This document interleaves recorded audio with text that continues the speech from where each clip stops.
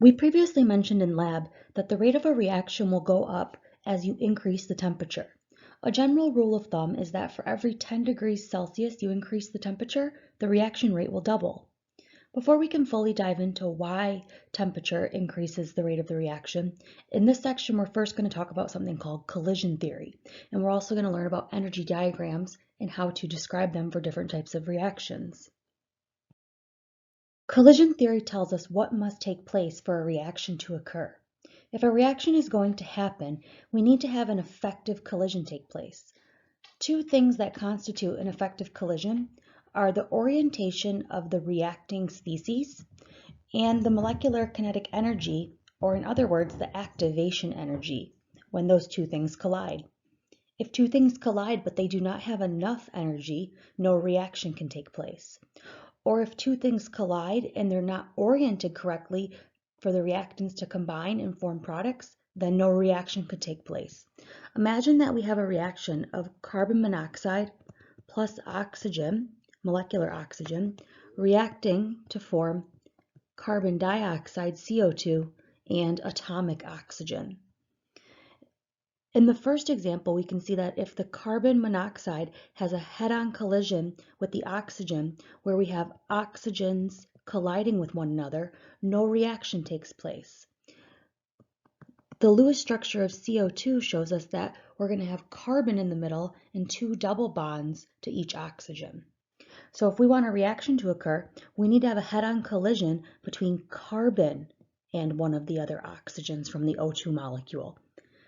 The molecules need to orient themselves in such a way that the bonds can form and the bonds can break appropriately. In this case, if we imagine that we had enough energy that is greater than something called the activation energy, or E sub A, we could form our products, the CO2 and the oxygen.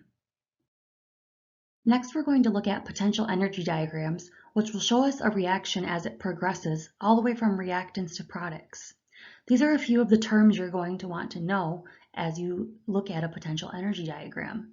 The EA, or the activation energy of a reaction, is the minimum amount of energy that's required to initiate a reaction.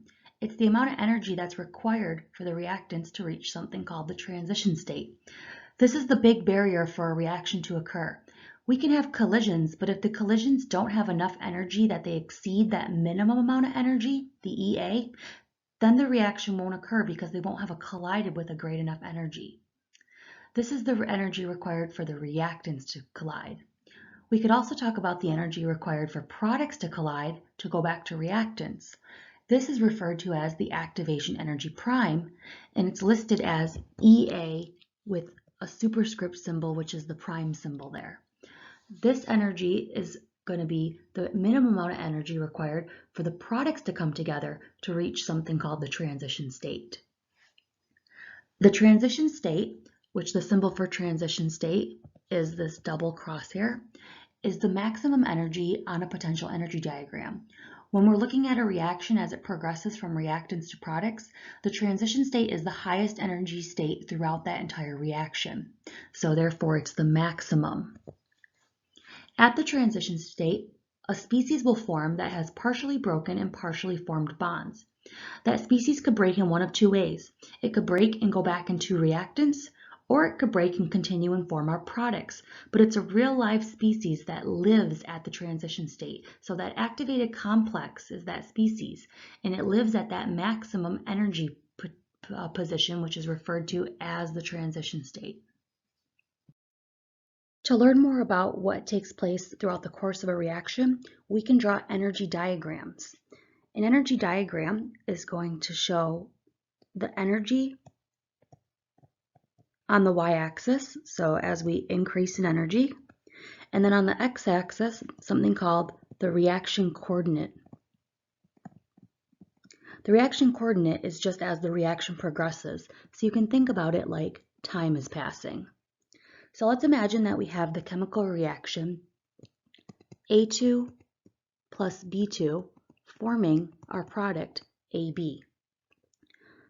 The bonds that make up A will have to break, the bonds that make up B will have to break, and we'll have to form new bonds in between A and B molecules. Typically, when you break bonds, it requires energy. So to break apart the bonds of our reactants, we're going to have to put some energy into the system. And when we make the bonds of our products, it releases energy. And how much energy is released when we set up the new covalent bond between A and B will determine if we have an endothermic or an exothermic reaction. So if we can imagine, we're starting off our reaction and our reactants are going to be at some energy. There's some energy in the bonds that hold together AA and BB. So as we start to increase in energy, we have to put some amount of energy into the system when AA and BB collide. They have to collide with a certain minimum energy. Over here we would have our pure reactants, and then as they have a collision with one another, they reach this high point in their energy.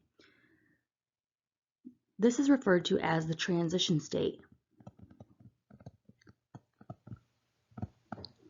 And at this point, we form an intermediate species that is somewhere in between our reactants and our products.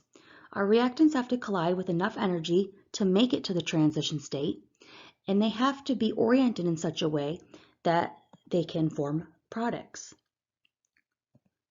The species that exists at the transition state, the real life species that has partially broken and partially formed bonds, which is why we use dashed lines between it, is called the activated complex. The activated complex is the real life species that lives at the maximum in the energy, which is referred to as the transition state. The symbol for transition state is this double crosshair. After we form the activated complex, the bonds can break one of two ways. They could break where AA is together and BB is together, and in that case, we would fall back down the energy hill back towards our reactants. Or they can break as A and B is bonded together, which is what we need for our products to form. In that case, our reaction will continue into drop in energy at this point, and we'll have formed our products. The energy that's required for the reactants to get to the transition state is the activation energy for the reaction. So this distance right here is E sub A, which is our reaction's activation energy. It's the minimum amount of energy that's required for your reactants to reach the transition state, or the maximum energy along the potential energy diagram. If we think about our reaction going backwards, our products reaching the transition state, they would be combining to reach that spot. We can talk about E sub A prime, which is the energy that the products would require to reach that maximum along the potential energy diagram. So activation energy typically refers to the reactants reaching that transition state, but if our reaction was running in reverse, we also could be referring to EA prime, the energy for the products to reach that transition state. In this case, our reactants are at a lower energy than our products. So our reactants, we would say, are more stable. And our products are less stable since they're at a higher energy. Mother Nature likes lowest energy, so lower energy always means more stable. Higher energy always means less stable. In this case, when we set up our new bonds between A and B, there was less energy released than we put into the reaction to reach the transition state. The difference in the energy between the reactants and the products is our enthalpy of our reaction. So this difference right here would refer to our delta H. Our enthalpy can be either positive or negative. If it's positive, that means we have an endothermic reaction and less energy was released when we formed our products. If our enthalpy is negative, that means we have an exothermic reaction and more energy was released when we set up the new bonds between our products. In this case, since our products are at a higher energy than our reactants, our enthalpy of our reaction will equal a positive value and therefore be endothermic. If we just arbitrarily assign some values to our activation energy, EA, and our activation energy prime, EA prime, we could also calculate our delta H. Our EA, let's say, is 20 kilojoules, and our EA prime is only 10 kilojoules. So it takes 20 kilojoules of energy for our reaction to get going and reach the transition state, which is the maximum along our potential energy diagram. That's how much energy our reactants have to collide with for this reaction to even occur. And then when our products collide, if they needed to reach the transition state going in reverse, they would only require 10 kilojoules of energy. The difference between these two energies will equal our enthalpy of our reaction. So delta H will equal our activation energy minus our activation energy prime. So we'd have 20 kilojoules minus 10 kilojoules. And in this case, our delta H would equal positive 10 kilojoules. Recall that a positive value for enthalpy means the reaction is endothermic, where a negative value for the enthalpy means that the reaction is exothermic. It lets us know if energy is being given off, released, if it's exothermic, or if it needs to be absorbed, if it's endothermic. So now let's imagine that we have an exothermic reaction and look at how our potential energy diagram would change. We can still imagine that we have the same reaction, A2 plus B2 forming AB. We're still going to have to break the bonds of our reactants, and we're going to have to make the new bonds within our products. So breaking bonds requires energy and making bonds releases energy. But how would our potential energy diagram change if this reaction was an exothermic reaction? So on the y-axis we have energy, and we're increasing in potential energy as we go from bottom to top. And on the x-axis we have our reaction coordinate, which is similar to time. So we can imagine that our reactants are at some energy initially, and as they collide, they're going to have to collide with enough energy to reach that transition state again. And this is our symbol for transition state.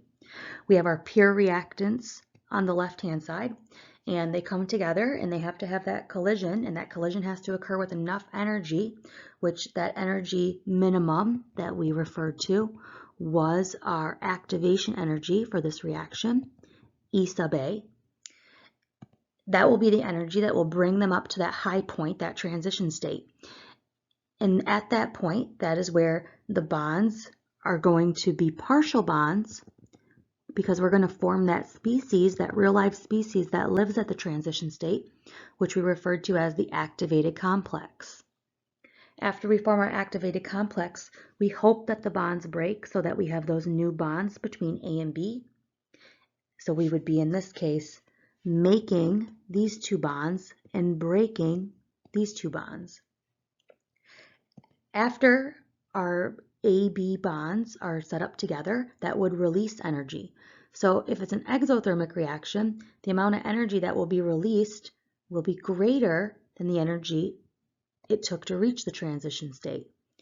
So in this case, our products will be at a lower energy than our reactants were.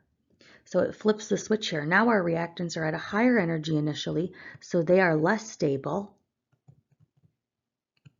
And now our products are at a lower energy, and so our products are more stable.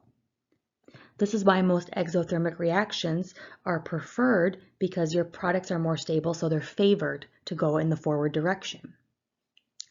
And the amount of energy required for our products to reach the transition state in this case is higher than it was for our reactants to reach the transition state. So our EA prime is bigger than our EA.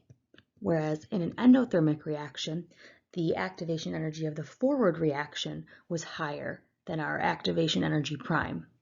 So it's more favored for an exothermic reaction to progress as written from reactants to products. The energy, or the enthalpy of the reaction, is still going to be the difference in the energy between the reactants and the products. So this distance right here will be our delta H. And our delta H for an exothermic reaction would be a negative value.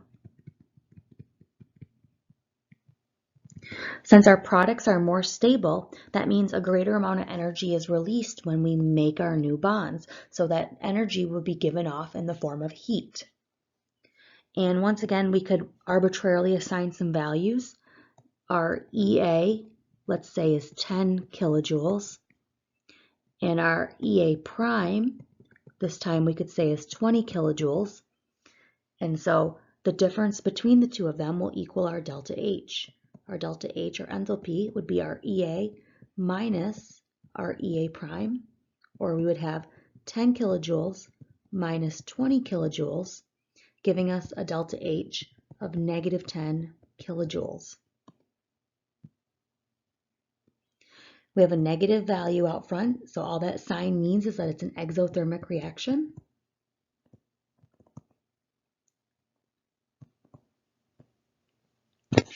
So when you're either looking at or drawing a potential energy diagram, you want to be able to identify where some of the key features are and be able to draw one for either an endothermic reaction or an exothermic reaction.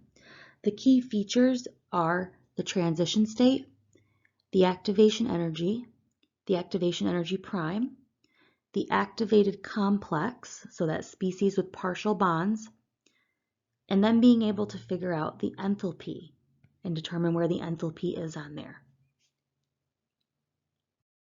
In our last two examples, we were looking at a reaction that would have occurred in one step, going from reactants to products. But we recently learned that reactions do not usually happen in one step. They occur in many steps. This would be an example of what a potential energy diagram would look like for a two-step reaction, just like in the mechanisms we were writing. So we have two transition states that occur, two essentially local energy maximums along the potential energy diagram. In this case, transition state number 2 would correspond to step 2, and transition state number 1 would correspond to step number 1. The height of transition state number 2 is higher than number 1, so the activation energy to reach state number 2 is greater. This makes it our rate limiting step, or our slow step in this example, because it requires a greater amount of energy to reach this higher point along the potential energy diagram. So if it requires more energy, it's going to be a slower step to occur. Also notice in this potential energy diagram, we also have a new location, which is the valley between the two peaks. That represents intermediates being formed at that location. So this would be our reactive intermediate, the species that was formed in step 1 and then later used up or consumed in step number 2. So if you had a reaction that occurred in 3 steps, you would have 3 humps along the way, 3 different local maxima peaks, one for each step of the overall mechanism. Lastly, we'll look at what a catalyst does to a reaction. A catalyst is something that speeds up the rate of a reaction without being consumed itself. So if you throw a catalyst in the beginning, it will be regenerated in the end and you could recover it from the reaction. It doesn't actually get consumed. How a catalyst speeds up the rate of the reaction is that it lowers the activation energy, or the E sub A of the reaction. So notice we have 2 curves on this graph. We have our regular uncatalyzed reaction in the green, and then we have a catalyzed reaction in the purple. Both of them start with the reactants at the exact same energy, and both of them end with the products at the exact same energy. So the catalyst does not affect the energy of the reactants or the products, but it changes the activation energy. This blue line would represent the activation energy for the uncatalyzed reaction, whereas now for our catalyzed reaction, the activation energy is much lower. So the catalyst will interact with the transition state, or our maximum on our diagram, in order to lower it. If there's a lower EA, or a lower activation energy, it's easier for the reactants to collide with enough energy to get over the transition state and form products.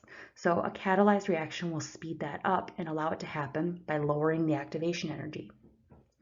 There are other things called inhibitors, and inhibitors are used to actually slow down the rate of a reaction rather than speed it up. Maybe if you're trying to study a chemical reaction very very in depth, let's say, then you would want to use an inhibitor to slow that reaction down and actually raise the activation energy so you could study it